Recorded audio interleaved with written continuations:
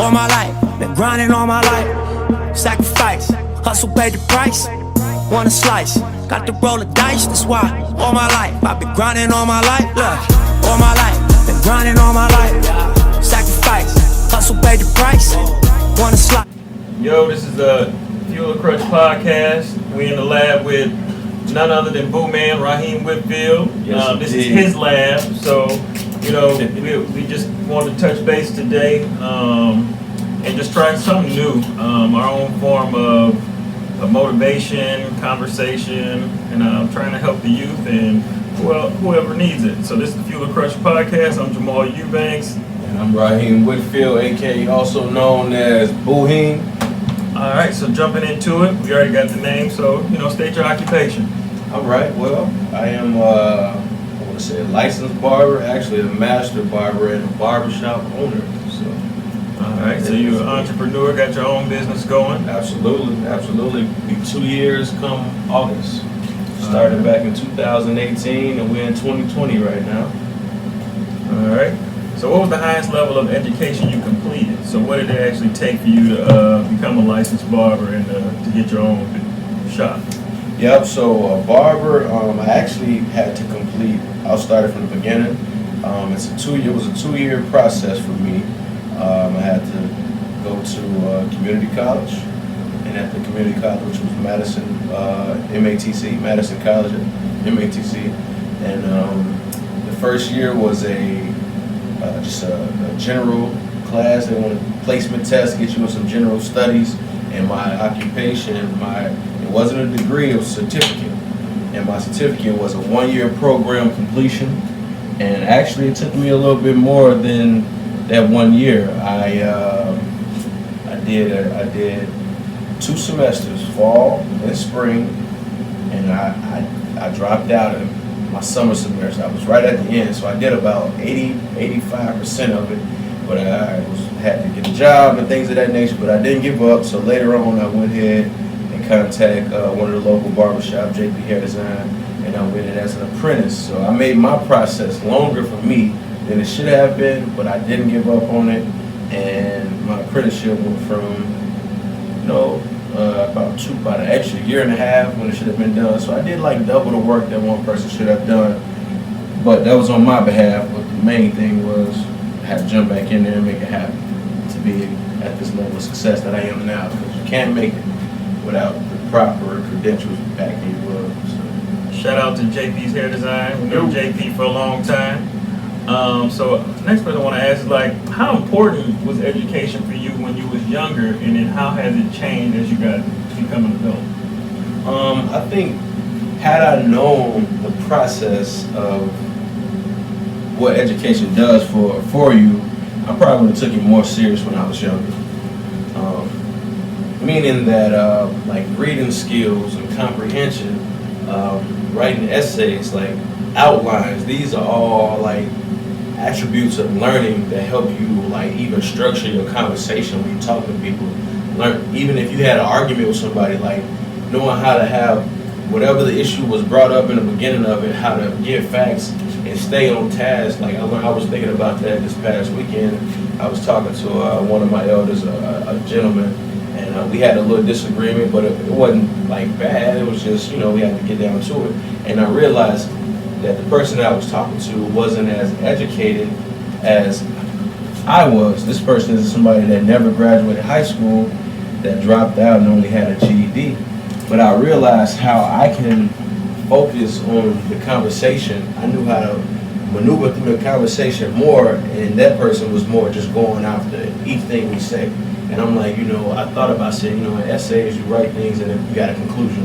And I just remember those things. So as a kid, I wasn't the best at it, but just having a little bit of retained knowledge from school helped me just communicate a little better. And you can read your vocabulary. So school is very, very, very important for me. So how was your childhood growing up? Any struggles or anything in particular that stood out that made navigating a little difficult? Man, Jamal, beyond this interview, you know me. I'm gonna answer it though, and in likeness of those that don't. we grew up in Madison. I grew up in Madison and Chicago. From violence to drugs to poverty, all the elements. I feel like I faced all the elements that could have detoured me from where I was going to today. I faced them all, man. Well, single parent households, mom going to jail, dad not around, just so many different elements. And sometimes I have to really think back on myself, like, man, why was it that you persevered through it all? What was it in you? So, yeah, man, I think anything kids that's going through now, I might not have had it worse, or I might have had it worse than some, but for the most part, we done had some struggles. So when you think of, figuring out what it took to persevere through those tough times or through that journey, how important is self-reflection for you to try and pinpoint what it was to help you to move forward still even to this day? Well, it's a reminder. It's a reminder of things could get worse, and it's a reminder of all the hard work and dedication that I put in for myself and the help of other people. But the main thing is looking at the examples before you, though.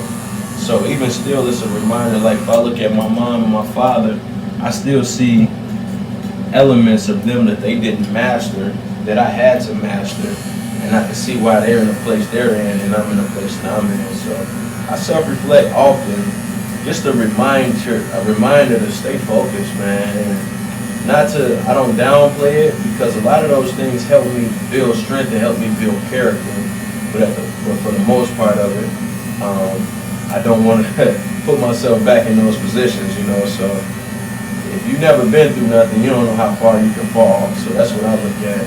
Once you make it up to a higher place, if you know you've been rock bottom, then I need to stay consistent, because it's a deep fall going down. But if you already had everything when you fall, you never know. So sometimes I don't look at my bad things that happen in my life, my unfortunes, as being bad, because right, because sometimes they're not losses, they're lessons that you learn along the way. Absolutely. My mom just told me, if you take an L on one finger, take an L on another finger, you put both of them L's together, you got a W. So take them L's and make a W, man.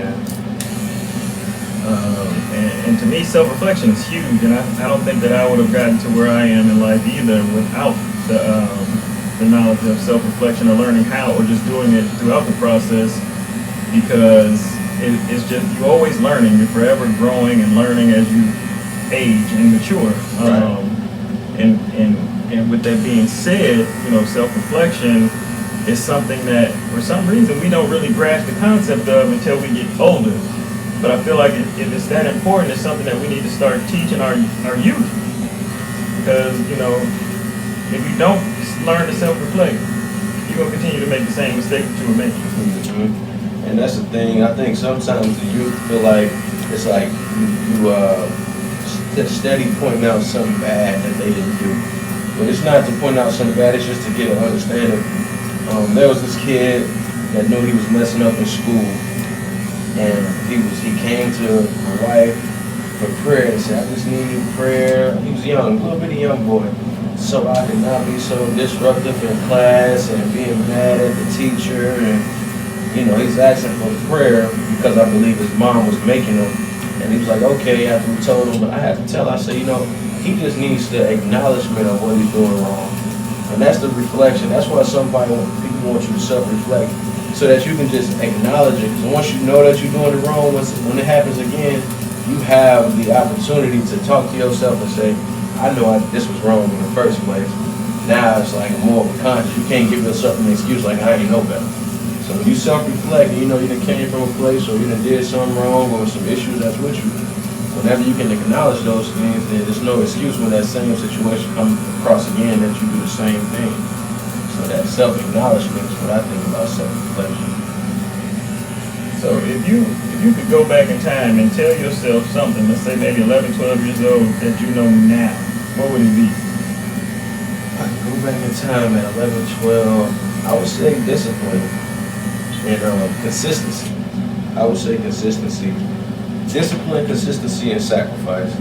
I never really needed too much discipline as far as like I did something bad, I need to be punished, but discipline as far as controlling my desires, controlling my actions, and being more disciplined when people aren't watching.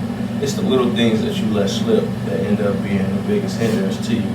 So what I said, discipline, sacrifice. I forgot what the other one I said. I definitely would do sacrifice too, because I think I would know that I'm not missing out on anything. The best fun is yet to come. And that's all the fun. You think the little things that you're missing out on now, you gotta do this, you gotta do that. I've actually recently heard the term FOMO, the fear of missing out. And it just, I was like, wow, that resonates on so much, because we're so living in the times of instant gratification that we don't even take time to take in everything that we can and what we need to learn to move forward. Oh, wow.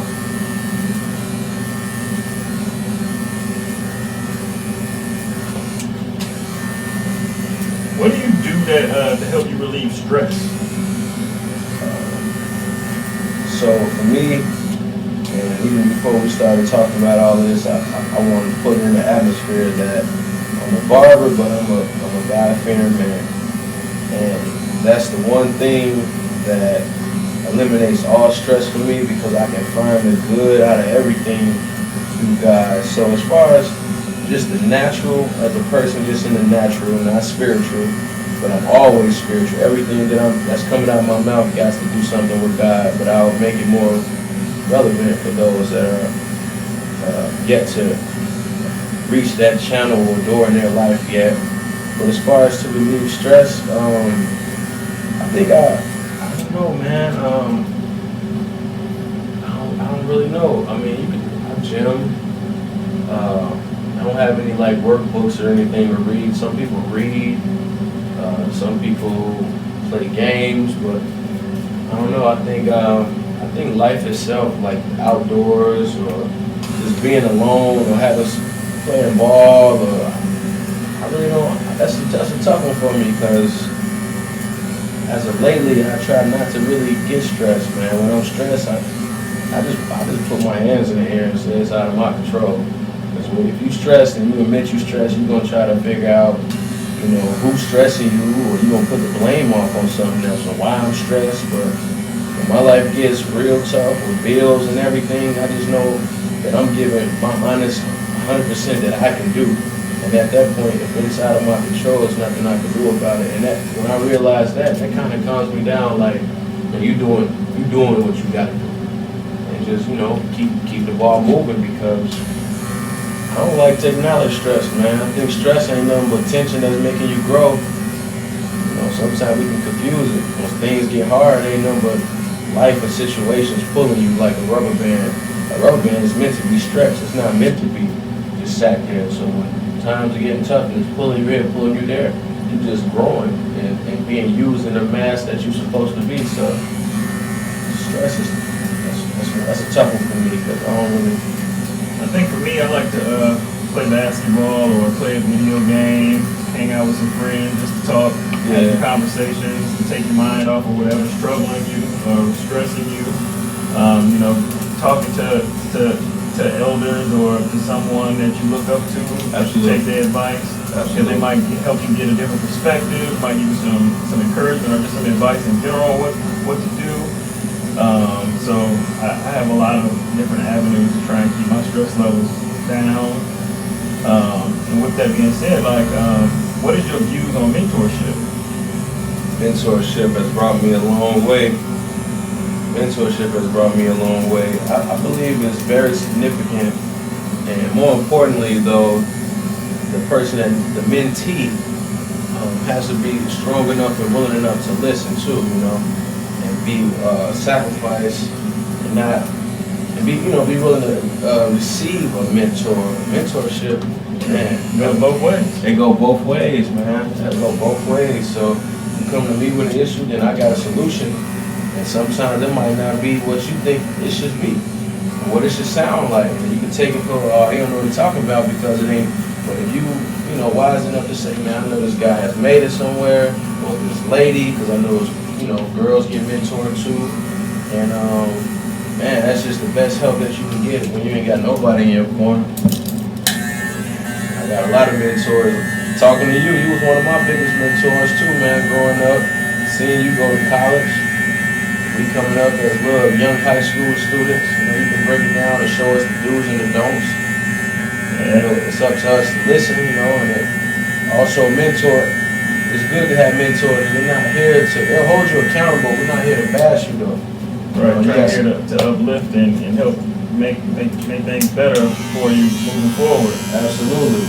Mentorship is just, man, a guide, someone that has already been through the situation. Might not have been through the same one, but to just have a better view on it through experience. And at the same time, they're gonna learn from you too. Yep. And I remember having an older guy tell me, he was like, man, you're gonna get to 25 and you're gonna say one or two things. Man, I wish I would have listened, or man, I'm glad I listened. Yep. And that was some of the truest stuff ever, because I think at about 25, that's when life really started to hit me. It was like, man, I'm glad I listened. My only thing was, I was like, I wish I would have listened a little sooner. But we all live and we learn, and then it's up to us to give back and preach that message to the next generation, and hopefully they take advantage of what we are telling them, because we wish we would have listened earlier, so hopefully they'll listen earlier than waiting till the last minute and then letting it click. That's true.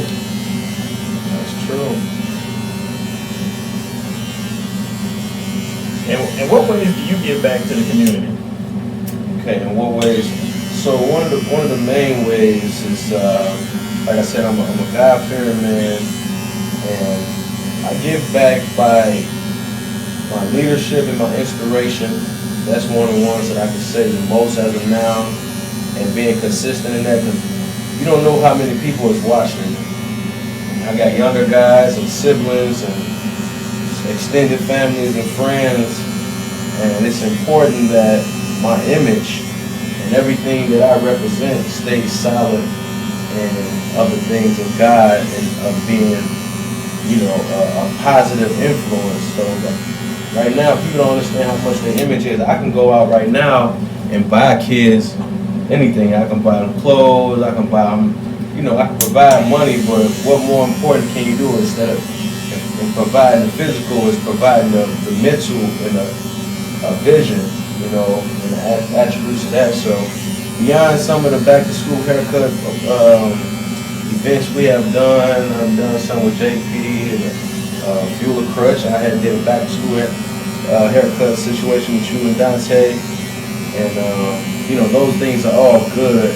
But moreover, when my presence enters a room, and I hear it a lot of times from younger guys that I have maybe spoke some words into them, what I do for my community is back up what I say with my walk. That's the best thing I can do. I can tell you, hey man, don't do that, do this. I can be the person to hear that, but give me 2 years down the line and you still see that I'm still representing that and I'm still reaping the fruit from doing that.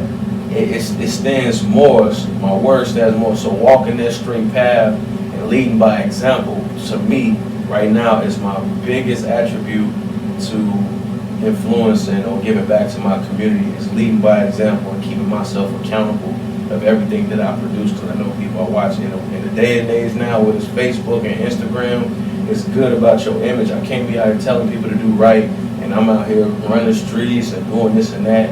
It's like, man, you are being a contradiction to the positivity. So, and one of the most satisfying things that I've ever experienced is when you work with some kids or some youth or just some others in general that might have been going through some hard times. Right. And you talk to them and speak life into them and give them some words of encouragement or some advice.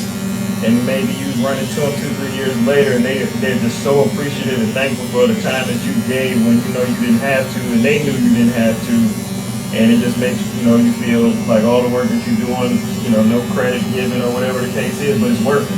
Yeah, and I can say, even on that behalf, I hold people accountable also. If I spend my time to first bring an issue to me, or not even an issue, or just want to, converse, and we just rapping back and forth. And man, I appreciate you, man, the things you say. If I spend my time to enlighten you and give you my personal testimonies, and if you're not applying those things, I'm not mad at you, but it's still like a disservice. Like, it's like I don't want to waste my breath, because I'm giving you some good, some knowledge, some good knowledge, some good game. So I still hold the person that's receiving it accountable. Like, because what I realized is, if you apply what I do or what I encourage you to do or influence you to do, if you apply it and it works and you bring it back, that helps build me too. That helps make me stay consistent just as much as it helps you grow. And and it helps me be accountable. Like, now I can't drop the ball because I know they're dependent on me. Accountability is huge. Yeah. And I feel like a lot of it in today's age is just going away. Nobody's really being held accountable. Yeah. And so you recently got married and everything. Oh. How's the marriage life? Man, marriage is everything. I can't even lie. I thank God more than anything. I'm gonna always go back to that, no matter what it is. That's one thing I can influence any mentee or any person beyond that, is to put God first in your life. And I say that for a reason, because I think I had built a relationship with God at a young age. I didn't know everything about the Bible, and I knew that I was going to continue to seek it. And how this reflects in my marriage is that I met a woman that was godly in the same. And being married is people think that you want to get married for the person. Oh, I'm not going to get married till I find the right one. But are you the right one? Marriage is not about just a one-sided thing. Are you the right one? Yeah, I like that. Are you the right one? And that's what I had to look at it. So even with my marriage, no matter what, my marriage is based off my relationship with God. When you marry somebody, you vow to God. You vow, hey, I'm going to love this person. So that means I'm committed to this person anytime, thick or thin, good, better, or worse. And on that behalf, it was kind of like, it's a process that God will use your other significant other to build you and mold you. You can't run from it. Anybody else, if you got a best friend or something, y'all can split up. I ain't got to talk to you. I can go my way. But when you married, ain't none of that. Like, when you got an issue, it's going to stretch you. It's going to stretch you to be patient. It's going to stretch you to teach you how to talk, because you got to work through these things. Either you're going to be in a bad marriage, or you're going to make this marriage work and make it be happy. Communication is key on every level, from speaking to your friends to speaking to adults, teachers, your boss at work, your siblings. So yeah, that's huge, touching on the communication piece. Also, congratulations on the little one that's on the way. Oh man, I appreciate you. So with that being said, knowing that you bring in another life into this world, what are some of the values that you want to instill into this little one? The values, number one, God, more than anything. I'm gonna say that to the day I go. I want to have a firm belief in God. I want truthfulness. Truthfulness is another one. I want him to be true with himself and true with his life. I can easily just leave it at God, because God teaches you everything. But man, I don't know, man. Just leadership. Gotta have leadership. Don't want to be no follower. Can't be a follower, man. If you're gonna follow, make sure you're following, wise people to ensure your own walk.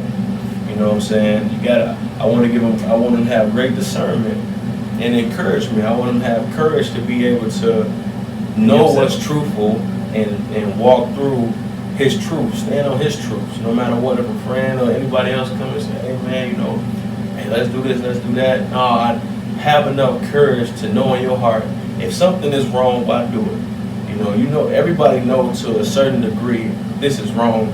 Then you might as well, if you do the right thing on a wrong situation and bad happens, then it was meant to happen. But if you do the wrong thing on a wrong situation, then bad happens, you gonna always say, well, dang, I could have did this. So nah, I would like him to have valor, courage, great discernment, and stand on his truths, man, to be the best man that he could be, and seek wise counsel and make the right decision, walk a righteous path.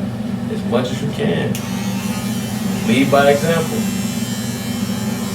Can't wait till my little man gets it. Man, I'm looking forward to it too. See you take that next step. I know you watched me with my 2 girls, so I'm looking forward to seeing, and I'm gonna be here available if you have any questions, comments, concerns, just need some guidance or just somebody to talk to, because I don't think there's nothing you can do, no book you can read that can prepare you for parenthood until it gets you.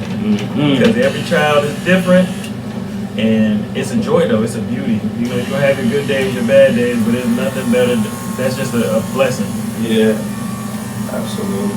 I appreciate that. Got to be looking out, man.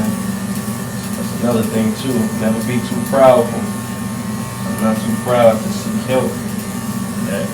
That is something else, like being comfortable asking for help. Also being comfortable and learning how to take constructive criticism. That was something that I struggled with as a kid. I still struggle with it as an adult, but I've gotten a lot better, and it's just made life a little easier for me. What's something that you struggled with as a kid, you worked on, but still a work in progress? Okay, I want to say self-confidence. Yeah, me too. Self-confidence. I had a lot of areas. I just didn't. It takes a while for me to know that I'm good. Some kids just got it in them. Man, I'm the best. But for me, self-confidence, man, to really step out on my dreams and believe in it and not be fearful. I think I was a timid boy. And now that I'm a little older and I'm grown and I got my own situation, me being successful is building up my confidence. I can do this. But looking for the positive within myself, because you can always find out. Whenever it's something you want to do, you can always, the path could be right in your face, the dream could be right in your hand, but we always, I ain't got this, or I ain't got enough of this, and you always look for the negative, but that self-confidence and not be fearful, man, that's one of the things that I let myself drip from as a kid, just off of so many other incidents, man, of friends, or jealousy, or don't be afraid to be who you are. I struggle with self-confidence too, but mine also just came in the form of education too. Like I never looked at myself as someone that was smart. Like I got 2 master's degrees, and I'll never forget the conversation I had with my mother, because I honestly should have 3. I went through the first regular ed program for master's degree in history, and my mother was like, "Hey, why not just take these last 2 courses so you can write your thesis and have the master's degree?" And I literally looked at her and said, "For what? So I could be known as the dumbest person in America with a master's degree." And that was just where I viewed myself in my own educational journey. Mind you, I got 2 master's degrees now, and I still sometimes doubt myself and my own ability. But I'm working on it, and I've gotten so much better, and I've just come a long way from it. And I think that's something that everybody needs to know. And the earlier you get that, the better it is. You won't have to struggle at 35 like myself, still trying to gain confidence in different areas of my life. Self-confidence. So I want to just say thank you for taking this time out to have this conversation and cut me up in the process. Yes, sir. But we're going to wrap this up. This is Jamal Eubanks. It's the FuelOrCrutch Podcast. We got our guest, Raheem. Appreciate you. And you're going to finish this cut and we're going to rock out. Yes, indeed. Look, you like the way I play the cards I'm dealt, huh? You like how I came up and stayed myself, huh?